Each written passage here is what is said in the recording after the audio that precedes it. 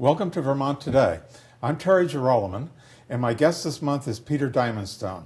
Peter is running for Governor of Vermont. We're coming to you from Burlington, Vermont, on the shore of beautiful Lake Champlain. Peter, when did you become a candidate for Governor of Vermont? How did you go about becoming a candidate? Just went out and collected signatures, and I say I'm not even yet a candidate for governor. I'm a candidate for the Liberty Union nomination, just like Symington is a candidate for the Democratic Party nomination. We're not yet candidates for the we're just candidates for the nomination.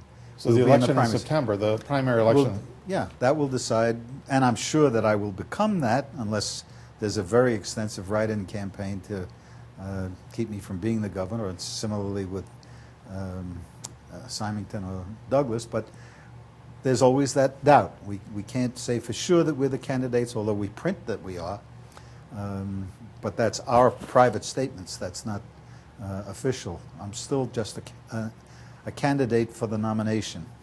When and how did you become a candidate for the nomination? I filed petitions in the Secretary of State's office. You were excluded from the debate in Waitsfield on July 20 between the other three candidates for governor. Mm-hmm. Can you tell us about that and why you were excluded? I don't know why, but I know that I called the governor's office 2 days before and asked for a call back about it.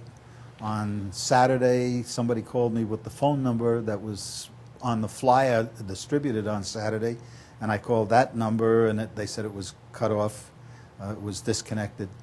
I thought it was being put on by the Agency of Natural Resources, and I called their office, and I talked to a woman named Sarah, and she sent me to the governor's office, and I left a message for his assistant, and I tried in my best way possible when I heard about it, finally heard about it. But I feel like when agencies sponsor these things, they should be in touch with at least if they're talking about major political parties, and as of that day, Polina was a candidate of the Progressive, or claimed to be a candidate of the Progressive Party. He changed his mind the next day, but that day he was a candidate of the Progressive Party. The Secretary of State has the list of the political parties. Liberty Union has a website. They can get in touch with us through the website. It's libertyunionparty.org. And Liberty Union has been on the ballot in many elections, so they're a recognized. We were a major party. Yeah, sometimes we're a minor party when we don't get 5% of the vote, but most of the time somebody in Liberty Union gets. Don't count the U.S. Senate and House, but most of the time a statewide candidate or more than one gets more than 5%. So we're a major party. We're a small major party, but we have major party status. We nominate in the same way as Democrats, Republicans, and progressives. And it just seems to me that when some sort of politically savvy group is deciding to sponsor particularly a nonprofit, that they should not discriminate against Liberty Union. I mean, we're the only socialist party in the state that at least is on the ballot. There are socialist political groups in the state, but we're the only ballot status one. Not even minor party socialist parties in Vermont.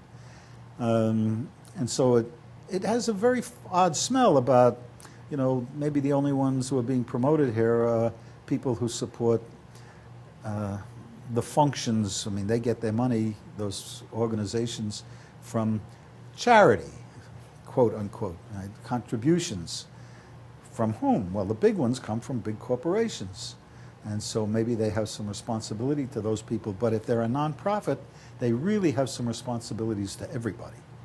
And if they don't want to lose their nonprofit status and start to pay taxes, maybe they should start recognizing that they can't discriminate. This is one of the problems that we have in America. For instance, George Bush's father talked about the 1,000 points of light, and the Republicans like to the idea of church-based charities, but all of these private organizations have the extra feature that they can discriminate and choose only the people they like. Whereas if these things are done by the state, then it has to be impartial. I noticed this when I moved from New York to Vermont. In New York, many more of the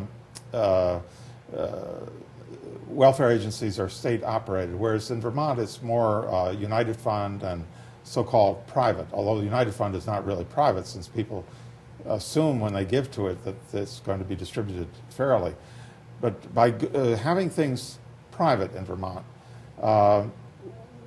we allow the people who control them to discriminate. And of course, since we have two right wings of the capitalist party here in America,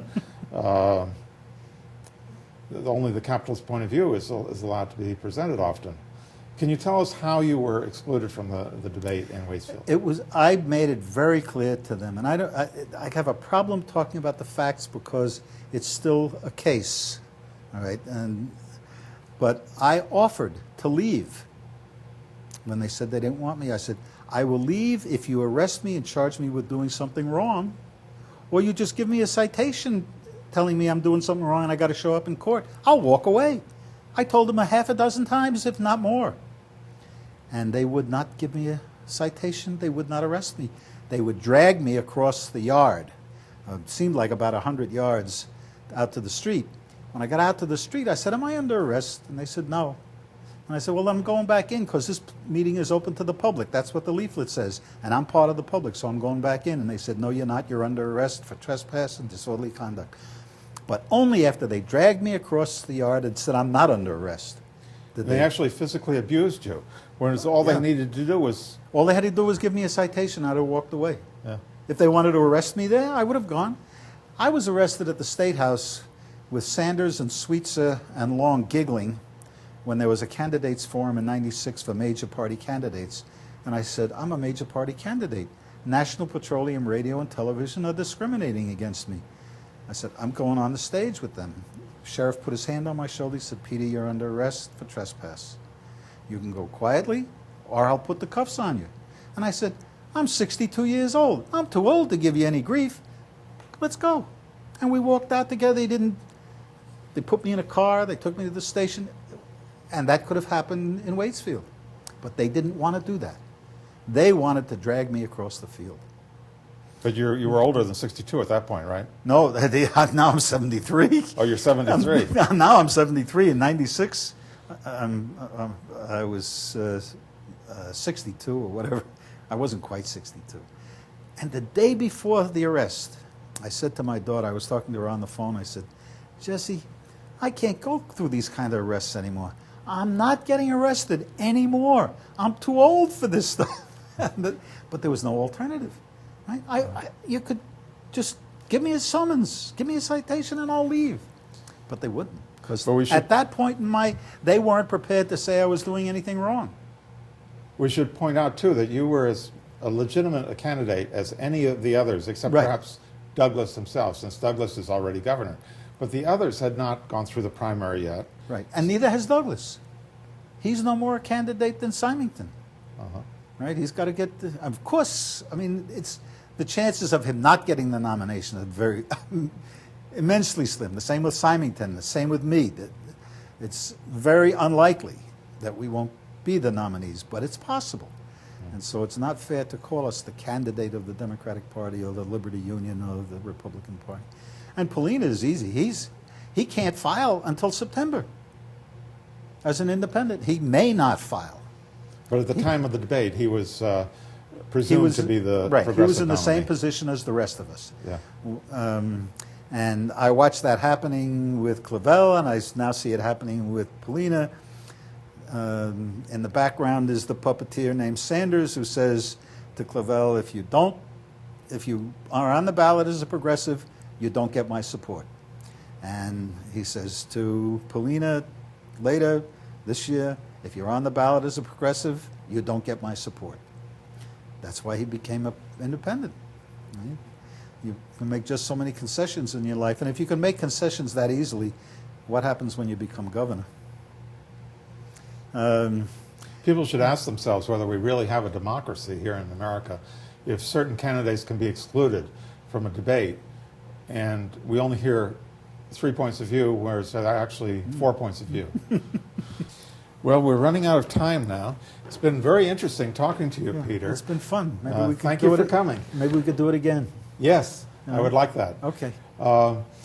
And for the people at home, that's another edition of Vermont Today, and I'll see you again next month for another edition.